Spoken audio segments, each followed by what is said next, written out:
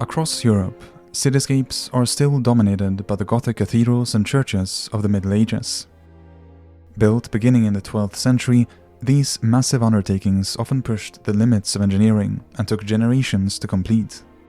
For example, construction of Notre Dame Cathedral in Paris took nearly 2 centuries, lasting from 1163 to 1345. Yet for various reasons, ranging from economic downturns to political instability, many Gothic cathedrals were still not completed when the dawn of the Renaissance made them unfashionable. Some remain unfinished to this day, whereas others were only completed relatively recently in the 19th and even 20th centuries. Among them are 2 of the most iconic and ambitious works of Gothic architecture ever made, both of which took over half a millennium to build.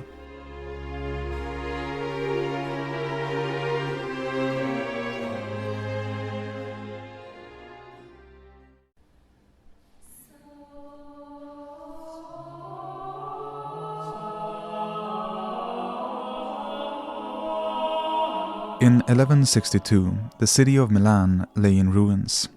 With the exception of some churches, it had been almost completely destroyed by Frederick Barbarossa for rebelling against its overlord. Among the loot taken from the city were what were believed to be the bones of the 3 wise men. According to tradition, they'd been discovered by Saint Helena, the mother of Emperor Constantine, while traveling in Palestine around 326 AD. She brought them to Constantinople, from whence they were transferred to Milan soon afterwards.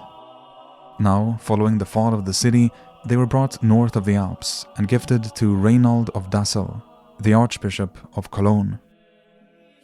The relics turned Cologne Cathedral into one of the most important pilgrimage sites in all of Christendom, and this necessitated the construction of a larger, more impressive building to house them.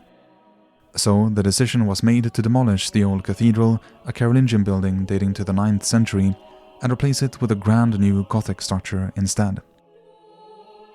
The foundation stone was laid on the 15th of August 1248, and over the following 200 years, construction progressed steadily. The eastern arm was consecrated in 1322, and in the mid-14th century work commenced on the west front. But before it was completed, the project ground to a halt. In the latter half of the 1400s, progress slowed down considerably, and by 1560, work had come to a complete standstill. The arrival of the Renaissance had rendered the Gothic style outdated, and the steady flow of pilgrims needed to fund the building was interrupted by the Protestant Reformation. When work stopped, the nave and south front remained unbuilt, while one of the planned towers on the west front rose 2 levels above ground. On top of it, a giant 25-meter tall crane was left standing, becoming a landmark of the city. Years passed, and when the first photographs of the cathedral were taken in the 19th century, the crane was still there, providing much the same view that could have been seen in the Middle Ages. The project had laid dormant for centuries, and it seemed increasingly doubtful whether it would ever be completed. So much time had passed that locals began saying, "When the cathedral is finished, the world will end." But attitudes towards Gothic were changing. Having long been despised by classically educated Germans, it began to be seen as a national style and as something rooted in nature. Already in 1772, Johann Wolfgang von Goethe expressed his admiration of the style, likening Strasbourg Cathedral to a sublimely towering, wide-spreading tree of God, which, with its 1,000 branches, millions of twigs and leaves, proclaims to the surrounding country the glory of its master, the Lord. By 1790, Georg Forster, a pioneer in publishing books on German medieval architecture, wrote specifically about Cologne Cathedral that, "I visit this splendid temple to feel the thrill of the sublime. In the face of such bold masterpieces, the spirit prostrates itself, full of amazement and admiration. Then it rises again and soars upwards beyond these works. It is greatly to be regretted that such a magnificent building must remain unfinished. If the mere design, when completed in the mind's eye, can move us so mightily, how overpowering might not the actual structure have been?" In the years that followed Forster's remarks, the cathedral was badly damaged under French occupation. It was requisitioned as a granary, ammunition dump, prison, quarry, and even scheduled for demolition. But at the same time, the rise of Romanticism and nationalism led to an increase of interest in the building and made it a veritable metaphor for the unfulfilled aspirations of German unity. As a result, more and more calls were made for its completion. The movement was spearheaded by the merchant antiquaries Sulpice and Melchior Boisserie. Beginning in 1808, the brothers undertook an exhaustive study of the cathedral and joined the famous architect Schinkel in planning its completion, publishing illustrations of what it could become. Although the Boisseries could not convince Napoleon to fund work on the building, they had more success with the Prussian crown, which absorbed the Rhineland after the emperor's defeat in 1815. King Frederick William IV committed to complete the cathedral, hoping to improve relations with his new Catholic subjects. The project was also seen as a national monument, combining a memorial to the liberation wars against Napoleon with a symbol of a future German empire. In this sense, it superseded the previous scheme by Carl Friedrich Schinkel to construct a vast memorial church in Berlin. Designed in 1814, it proved far too expensive for Prussia's war-torn economy, although its spire later found an echo in a more modest memorial built of cast iron on the city's Kreuzberg Hill. In 1842, a second cornerstone was laid, and work on Cologne Cathedral resumed in earnest. It was funded by a civic association known as the Central Dombauverein. Of the enormous costs needed to complete the building, equating to around $1 billion in today's value, the organization managed to collect 2/3 from private citizens, while the remaining third was provided by the state. With the funding secured, as many as 500 stonemasons could be employed on the building site, and construction progressed quickly. The south facade stood finished in 1855, and 8 years later, the nave was completed as well, allowing the partition wall which had blocked off the choir for 560 years to finally be dismantled. Work then continued on the west front, from which the building's 2 giant towers began to emerge. In large part, these additions were not 19th century inventions. The builders were actually guided by the original architectural drawings made around 1300, which had been rediscovered shortly after the end of the Napoleonic Wars. Even in the Middle Ages, builders had not deviated from the original High Gothic plan, allowing the structure to be completed with a uniquely uniform appearance. This has led some art historians to describe it as a perfect cathedral. Even so, the builders of the 19th century were not averse to using modern methods and materials. Enormous amounts of iron were used for the roof structure, which would have normally been made of wood, and steam power was used to transport stone. This allowed the cathedral's towers to be finished by 1880. The official completion of the building was celebrated that same year, although some work continued for another 2 decades. The celebrations were a national event for the newly unified Germany and took place 632 years after construction had begun. Attended by Kaiser Wilhelm I, they lasted for 2 days and involved a great neo-medieval pageant. A long sequence of groups and floats led from the beginning of construction in the High Middle Ages through various stages of the history of Cologne all the way to the cathedral's completion. It ended with a representation of Germania as a patriotic symbol, and the march past of military units from Prussia and other German states in their parade uniforms. At the time of its completion, Cologne Cathedral was the tallest building in the world, with a height of 157 meters or 516 feet. It would keep that title for just 4 years, until being surpassed by the Washington Monument. But it remains the tallest twin-spired church in the world and the largest Gothic church in Northern Europe.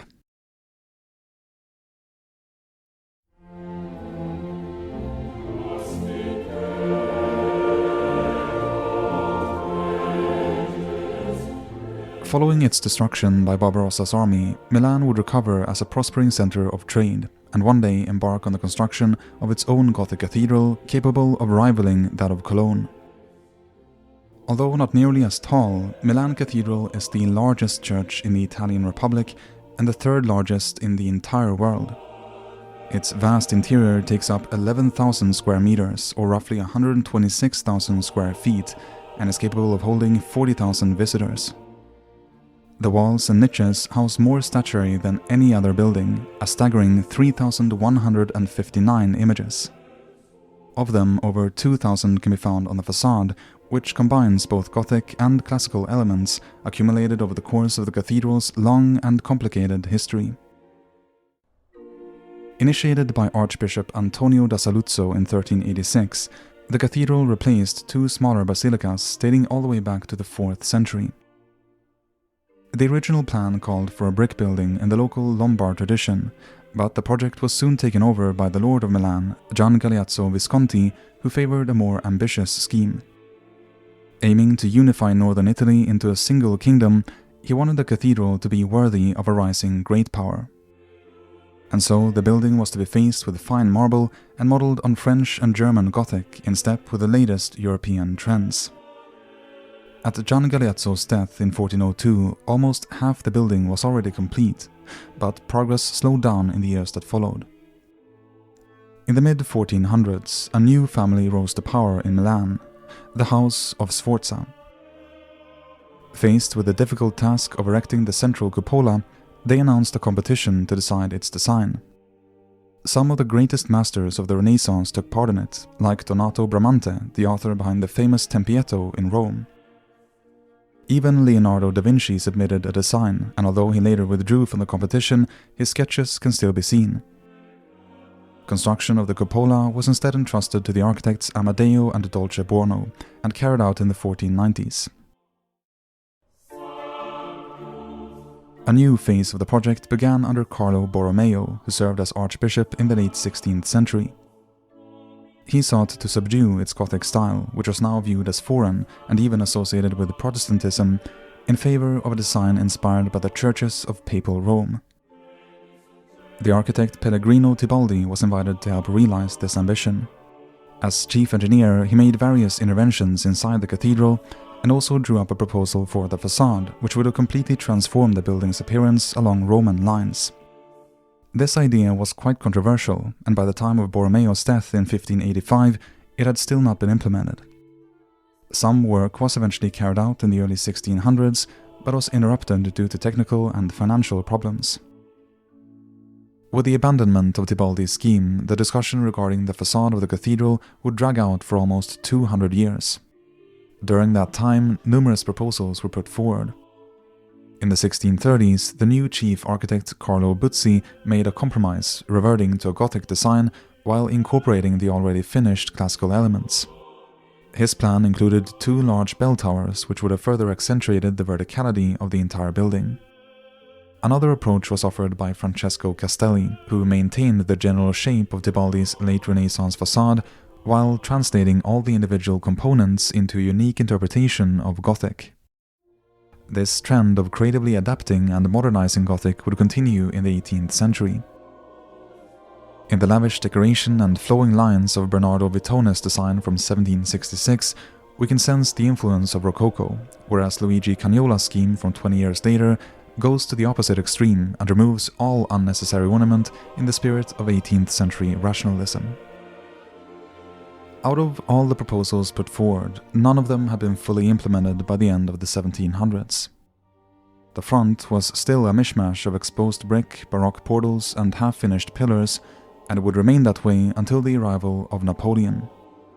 In May of 1805, he was crowned King of Italy in the building, and in the euphoria leading up to the event, he ordered the completion of the facade, assuring the Milanese that all expenses would fall to the French treasurer. These payments never arrived, but work got underway, and within just 7 years, the cathedral had been transformed, receiving more or less its current appearance. The design largely follows Buzzi's compromise scheme from the 1600s and was implemented by the architects Carlo Amati and Giuseppe Zanoia. As the century progressed, most of the missing arches and spires were constructed. The statues on the southern wall were also finished, and new stained glass windows replaced the old ones. But even now, as the building neared its completion, the design was put into question. In 1884, a competition was announced to reconstruct the facade in a purer Gothic style. The winning submission was made by a young Milanese architect called Giuseppe Brentano, who had traveled extensively through Europe to study similar Gothic buildings and refine his project. The jury was generous with its praise, stating that the design was not only better than all the others, but also worthy of being implemented. orders had been placed for marble and the scaffolding had been put up when Brentano suddenly passed away in 1889. His death and the cooling of the initial enthusiasm soon led the undertaking to be abandoned. Work continued on the older plan, and the final details were finished in the 20th century. The inauguration in 1965 of the last bronze portal is considered to mark the end of a process which had proceeded for generations. Made by the sculptor Luciano Minguzzi, the door documents the long history of the cathedral. A product of many centuries of evolution, this building has been both condemned and praised for its eclectic appearance. John Ruskin remarked that it steals from every style in the world, and that every style is spoiled by it. By contrast, Mark Twain was more favorable, writing, "What a wonder it is, so grand, so solemn, so vast, and yet so delicate, so airy, so graceful. A very world of solid weight, and yet it seems a delusion of frostwork that might vanish with a breath." They say that the Cathedral of Milan is second only to St. Peter's at Rome. I cannot understand how it can be second to anything made by human hands.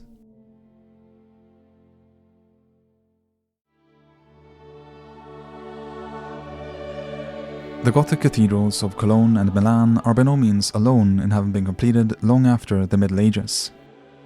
Begun in 1344, St. Vitus Cathedral in Prague was left unfinished when the Hussite Wars broke out in the first half of the 15th century. It was only completed in 1929, with much of the current structure dating from the 19th century. Another noteworthy example is the Ulm Minster in southern Germany. Although not technically a cathedral, it is of a scale worthy of the title. Begun in 1377, it was made to accommodate 20,000 people, greatly exceeding Ulm's entire population at the time. Although most of the church was already complete when work ceased in the 16th century, the towers still remained to be built. When they were added in the 1800s, the main steeple was made 10 meters taller than originally intended, reaching a height of 161 meters or 530 feet. In this way, the Ulm Minster became even taller than Cologne Cathedral, and ever since its completion in 1890, it has been the tallest church in the world. Although not entirely built in the Middle Ages, these cathedrals and churches reflect the spirit and vision of their medieval founders. The sheer scale of these projects could have led them to remain unfinished forever. But thanks to the efforts of generations of engineers, skilled craftspeople, and powerful patrons, we today can experience these great works of architecture in their full glory.